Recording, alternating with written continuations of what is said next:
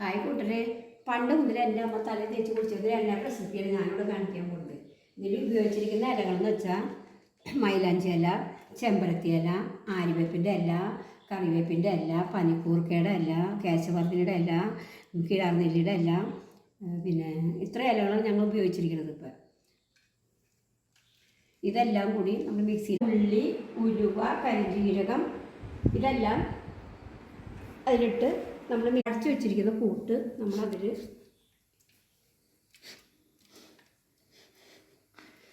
വെളിച്ചെണ്ണ ചൂടായതിനു ശേഷം നമ്മൾ അതിലേക്ക് ഇടുന്നു. മണൽക്കരി പോലെ ആയിട്ടുണ്ട്.